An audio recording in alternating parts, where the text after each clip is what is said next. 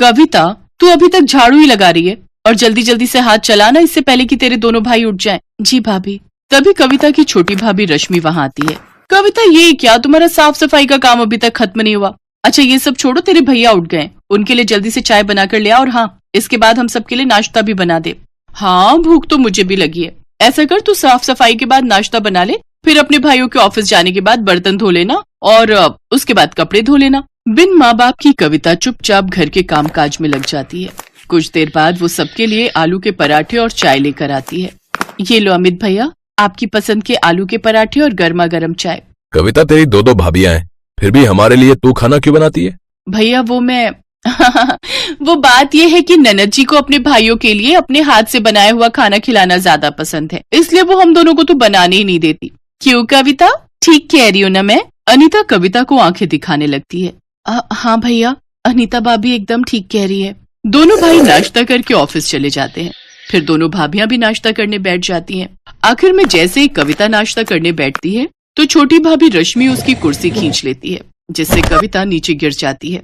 तेरी औकात नहीं है कुर्सी पर बैठ के खाने की, चल नीचे बैठकर खा।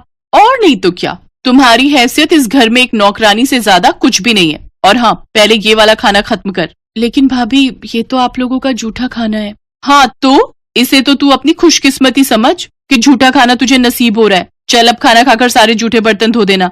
अच्छा रश्मि, तूने कल रात बिग बॉस का एपिसोड देखा क्या? नहीं भाभी, मिस हो गया। वैसे अभी रिपीट आ रहा होगा, चलो ना चलकर देखते हैं। हाँ चलो चलो। दोनों भाभियां आराम से अपने कमरे में जाकर टीवी देखती हैं और बेचारी कविता अकेले घर का सारा काम करती है। ऐसे ही दिन बीतते हैं। एक रोज हम दोनों भाइयों को काम के सिलसिले में दूसरे शहर जाना है। हमारे मालिक एक नई फैक्ट्री झारखंड में लगवाना चाहते हैं। हम कुछ 2 महीनों के लिए वहीं रहेंगे। तब तक तुम सब अपना ख्याल रखना, ठीक है?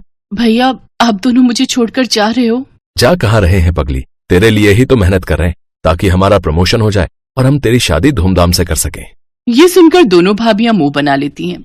अपने पतियों के जाने के बाद तो अब वो दोनों कविता पर और भी जुल्म ढाती हैं। ऐसे ही एक रोज बाहर जोर की बारिश हो रही होती है। देखो भाभी, कितना सुहाना मौसम हो रहा है, क्या मजेदार बारिश हो रही है। हाँ रश्मि, और ऐसे मौसम में गर्मा गर्म चाय और पकौड़े हो तो मजा ही आ जाए। रुक, अभी उस महारानी को बोलती हूँ। कविता, अरे ओ कविता, कहाँ मर गई? जी भाभी, आपने बुलाया? वो मैं कपड़े उठाने गई थी। अच्छा ठीक है, चल अब जल्दी से हमारे लिए गर्मा गर्म चाय और पकौड़े बना कर ले आ। जी भाभी। कविता रसोई में जाकर पकौड़े बनाने लगती है। कुछ देर, हे राम, कहीं मैं पकौड़ों में नमक डालना तो नहीं भूल गई, एक चक्कर देखती हूँ।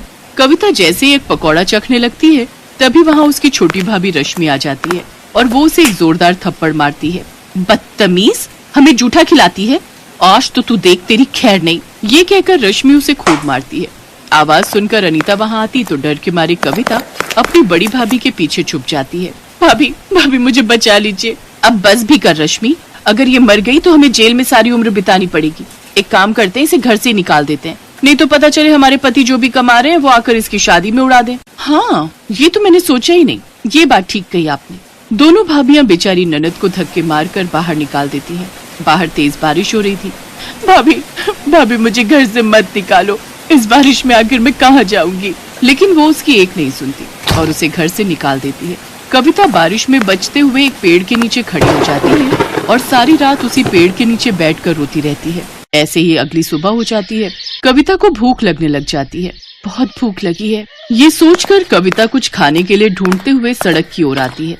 ठेलों पर जाकर कुछ न कुछ मांगती है, लेकिन कोई भी उसकी मदद नहीं करता। कुछ देर बाद वो एक बूढ़े बाबा के ठेले पर पहुंचती है जो कि पकौड़े बनाकर बेच रहा था। वो उसके सामने रोते हुए कहती है, बाबा मैं कल से भूखी हूँ, मुझे बहुत भूख लगी है, मुझे ये थोड़े से पकौड़े दे दो, लेकिन मेरे पास पैसे नहीं है। उस बूढ़े व्यक्ति को कविता पर तरस आ जाता है और वो कुछ प्याज के पकौड़े चटनी के साथ उसे खाने को दे देता है। कविता को उन पकौड़ों को देखकर वो बात याद आ जाती है कि कैसे एक पकौड़े के पीछे उसकी भाभी ने उसे घर से निकाल दिया। क्या हुआ बेटी, तुम रो क्यों रही हो? अभी तो कह रही थी कि बहुत भूख लगी है। कविता रोते हुए उसे सारी बात बताती है। बेटी, तुम जवान लड़की अकेले कहाँ भटकोगी सड़कों पर, इससे तो बेहतर होगा तुम इस गरीब की झोपड़ी में चलकर रहो, मेरी बेटी बनकर। ऐसे ही कुछ दिन बीत जाते हैं। अब कविता उस बूढ़े बाबा के घर पर रहकर उसके खाने का ध्यान रखती, लेकिन एक रोज बूढ़े बाबा की तबीयत खराब रहने लगी, इसलिए अब उनकी जगह कविता उनके पकौड़ों का ठेला संभालने लगी। अब कविता उस ठेले पर प्याज के साथ मिर्च, आलू, पालक और गोभी के पकौड़े भी बनाकर बेचने लगी, जिससे उसके ठेले पर ग्राहकों की भीड़ काफी बढ़ गई। गर्मा गर्म पकौड़े खाने के लिए अब उसके पास लोगों की लाइन लगना शुरू हो जाती है। आइए आइए, गर्मा गर्म प्याज, आलू, पालक और मिर्च के पकौड़े खाइए। तभी मौसम सुहाना हो जाता है और इस सुहाने मौसम में भला कौन इतनी वैरायटी के पकौड़े नहीं खाना चाहेगा। अरे ओ पकौड़े वाली, बनाना तो 20 रुपए के प्याज के पकौड़े और मेरे लिए मिर्च के पकौड़े हैं।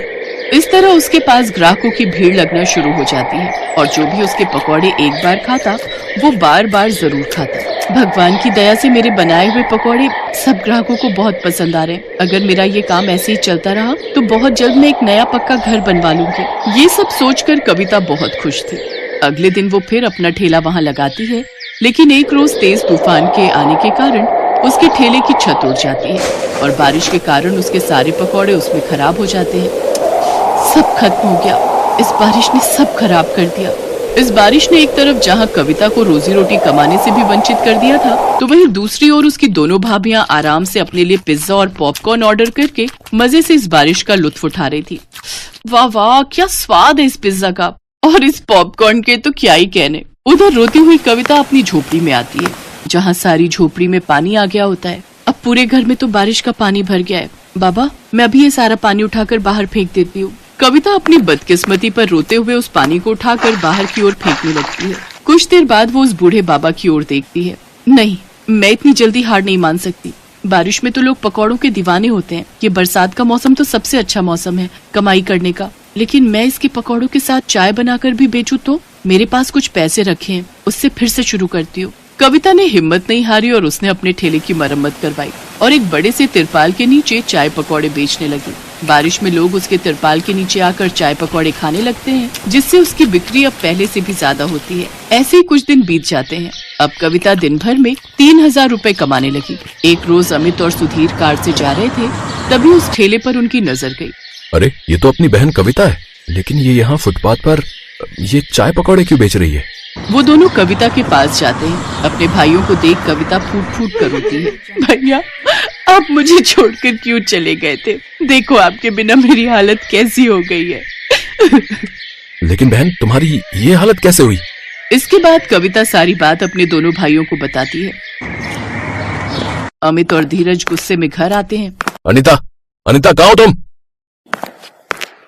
लौट आए आप लोग? आप रुको, मैं अभी पानी लाती हूँ। लेकिन तुम क्यों लाओगी? वो कविता का है, उससे कहो। अब हम आपको क्या ही बताएं, उसने तो हमारी नाक ही कटवा दी। वो तो किसी लड़के के साथ भाग गई है। ये सुनते ही अमित ने अनीता को जोरदार थप्पड़ मारा। शर्म नहीं आती झूठ बोलते हुए? हैं? दो भाइयों के होते हुए भी आज हमारी बहन को न जाने कैसे कैसे अपना पेट पालना पड़ रहा है, हैं?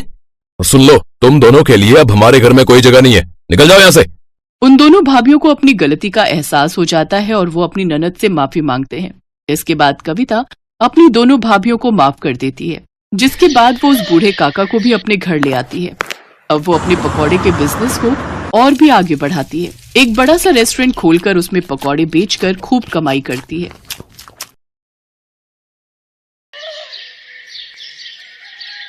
मनोहर पानीपुरी का ठेला चलाता था। उसकी एक 4 साल की बेटी थी और पत्नी शोभा दोबारा गर्भवती थी। मनोहर का परिवार बढ़ रहा था। इसी चिंता में वो ज्यादा मेहनत करता था। सुबह जल्दी उठकर पानीपुरी बनाने की सारी तैयारी करके मनोहर जल्दी ही काम पर निकल जाता था और शाम तक ठेले पर पानीपुरी बेचता था। मनोहर की पानीपुरी लोगों को बहुत पसंद थी, इसलिए ग्राहक भी आ ही जाते थे। मनोहर, पानीपुरी खिला भाई। आटे की या सूजी की भैया जी? दोनों तरह की खिला दे। है भाई, तेरी पानीपुरी खाने में इतनी स्वादिष्ट होती है कि मजा आ जाता है भाई। हाँ मनोहर भैया, 40 रुपए की पानीपुरी पैक कर देना। पानी थोड़ा ज्यादा कर देना। अभी कर देता हूँ। आने जाने वाले लोगों की नजर मनोहर के ठेले पर पड़ी जाती थी और पानीपुरी तो एक ऐसी चीज है जिसे देखकर मुंह में पानी आ ही जाता है। इसलिए लोग उसके ठेले पर रुककर पानीपुरी खाते और आगे बढ़ते। पर कुछ दिनों से मनोहर के ठेले पर भीड़ आनी कम हो गई थी, क्योंकि मानसून आ गया था और रोजाना ही तेज बारिश आ जाती थी। इसलिए लोग सड़क पर कम रुकते थे। बिक्री पर असर होने से मनोहर की रोजी रोटी पर भी असर पड़ा था। ये लो, रोटी खा लो। शुभा, क्या बात है? चिंता में दिखाई दे रही हो। पूजा कहाँ है? दिखाई नहीं दे रही? वो पड़ोस वाली माला के घर खेलने गई है। वो शरद बाबू आए थे, मकान का किराया मांग रहे थे। बोल रहे थे 15 दिन ऊपर हो गए हैं, उन्हें अगले हफ्ते तक किराया चाहिए, नहीं तो हमें ये घर खाली करना पड़ेगा। उन्हें हमसे ज्यादा किराया देने वाले किराएदार मिल रहे हैं। अरे तू चिंता मत कर, इस हालत में तू चिंता करेगी तो बच्चे पर भी असर पड़ेगा। मैं शरद जी को कल बोल दूंगा, वो मुझे कुछ दिन की मोहलत और दे देंगे। मनोहर शोभा को तसल्ली दे देता है, पर वो खुद ही बहुत परेशान था, क्योंकि उसी शाम जब वो काम से लौट रहा था तो लोगों में बारिश और तूफान को लेकर चर्चा बनी हुई थी। अरे मनोहर, तुमने सुना क्या? मौसम विभाग का कहना है कि अगले 4 दिनों तक भीषण तूफान और बारिश के संकेत हैं भैया। सड़कों पर पानी भरा रहेगा, इसलिए हम सब ने तो सोचा है कि कुछ दिन घर से ही ना निकले। तुम ठीक कह रहे भैया, 2-4 दिन अब घर पर ही आएंगे।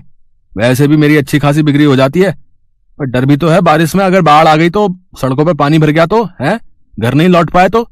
मैं तो सोचकर ही घबरा रहा हूं भैया। चलो भाई चलो, समय से घर चलते हैं भैया। मनोहर उस शाम को हुई इस बात के बारे में सोच सोच कर करवट बदल रहा था। उसे समझ नहीं आ रहा था कि वो अगले दिन जाए या नहीं, पर उसे मकान का किराया भी चुकाना था, इसलिए वो मकान मालिक शरद से बात करने जाता है। शरद जी, मैं अगले महीने तक आपको किराया दे दूंगा। अभी बारिशों का सीजन है तो काम बिल्कुल भी नहीं है। देख मनोहर, मैंने घर किराए पर देने से पहले ही यह शर्त रखी थी कि मुझे किराया समय पर चाहिए, पर तू हर बार ही किराया लेट कर देता है। अब मैं और देर नहीं कर सकता। तू अगले 2 दिन तक मेरा किराया दे दे, वरना घर खाली कर दे। मेरे पास इतना टाइम नहीं है कि तेरे से बात करूं, मुझे काम से जाना है। मनोहर चिंता में घुला घर लौट आता है। उसके पास कोई और चारा नहीं था, इसलिए वो अगले दिन फिर से पानी पूरी का ठेला लेकर काम पर जाने लगता है। पड़ोस की सुनीता भाभी कह रही थी कि अगले 2 दिनों तक बहुत बारिश होने वाली है, आप 2-3 दिन काम पर ना जाओ तो अच्छा है। शोभा, मैंने शरद जी से बात की थी, वो नहीं मान रहे हैं। उन्हें अगले 2 दिन में किराया चाहिए, इसलिए मुझे पानीपुरी का ठेला लगाने जाना ही होगा। मनोहर घर से निकल पड़ता है। वो ठेला लेकर जब अपनी जगह पर पहुंचा तो उसने देखा आज बहुत कम ठेले वाले खड़े थे। उसे पता था कि सबने पहले ही मना कर दिया था, इसलिए सब 2-3 दिन घर पर ही रहेंगे।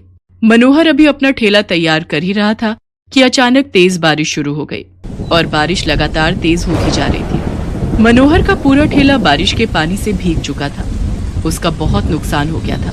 हे भगवान, कितना नुकसान हो गया। सोचा था आज थोड़ी कमाई हो जाएगी तो किराए के थोड़े पैसे देकर शरद जी को संभाल लूंगा, पर अब क्या करूं? आज तो 1 पाई की भी कमाई नहीं हुई। अब तो वापस घर जाने के सिवा कोई रास्ता नहीं। घर ही चला जाता हूं। बारिश का पानी सड़कों पर भर रहा है, अगर कुछ देर और रुका तो यहीं फंस जाऊंगा। मनोहर अपने ठेले को अभी लेकर जा ही रहा था कि अचानक से एक गाड़ी तेजी से आती है और सड़क पर फिसलती हुई एक पेड़ से टकरा जाती है। अचानक हुए ऐसे हादसे से मनोहर दंग रह जाता है। वो देखता है कि गाड़ी एक महिला चला रही थी और बराबर में उसके एक छोटी बच्ची बैठी हुई थी। महिला की ज्यादा चोट आई थी और वो बेहोश हो गई थी। बच्ची को खरोंचे आई थी और वो दर्द से रो रही थी। मनोहर उनके पास जाता है और रोती हुई बच्ची को गोद में उठा लेता है। लोग उसका साथ देने से मना कर देते हैं। हे भगवान, न जाने ये कौन है। चुप हो जा बिटिया, इसके तो हाथ पर चोट आई है। अगर इन्हें कुछ ही देर में अस्पताल नहीं ले गया तो अनर्थ हो जाएगा। ए भैया, जरा ऑटो रोको। ए भैया, आओ भैया, जरा गाड़ी रोको। कोई रोक ही नहीं रहा, कोई भी मदद करने को तैयार नहीं हो रहा है। मैं इन दोनों को इस हालत में यहाँ मरने के लिए नहीं छोड़ सकता। मेरी आत्मा इसके लिए कभी हाँ नहीं कहेगी। अब मैं क्या करूं? अब तो एक ही रास्ता बचा है। मनोहर को कुछ समझ नहीं आ रहा था। उस महिला की हालत गंभीर होती जा रही थी, उसके खून बह रहा था। मनोहर जल्दी से अपने ठेले का सामान उतारता है और बड़ी मुश्किल से उस औरत को अपने ठेले पर लिटाता है और बच्ची को भी साथ में ठेले पर बिठाकर बारिश में भीगता हुआ बड़ी मुश्किल से एक अस्पताल में पहुंचता है। उसे इस हालत में देखकर अस्पताल के डॉक्टर और नर्स जल्दी से उस महिला को एडमिट करते हैं। मनोहर उस रोती हुई बच्ची को संभाल रहा था। बच्ची के हाथ में चोट थी। मनोहर ने अपने मोबाइल से अपनी पत्नी शोभा को भी फोन कर दिया था ताकि वो परेशान न हो। कुछ घंटों बाद महिला को होश आता है। वो अपने पति को फोन मिलाती है। कुछ देर बाद उसका पति हॉस्पिटल पहुंचता है और अपनी पत्नी और बच्चे की हालत देखकर घबरा जाता है। डॉक्टर, सुषमा कैसी है? ये सब क्या हो गया? सुषमा, मुझे तो लगा था तुम अपनी मम्मी के घर पहुंच चुकी होगी। रोहित, मैं घर से निकली थी तो बारिश नहीं थी। मैंने सोचा आराम से पहुंच जाऊंगी, पर अचानक पता नहीं क्या हुआ, मैं गाड़ी संभाल नहीं पाई। कीचड़ में वो फिसलती चली गई और उसके बाद तो मुझे होश ही नहीं था। रोहित, ये भैया बहुत अच्छे हैं। आज इन्होंने ही मेरी और स्वाति की जान बचाई है।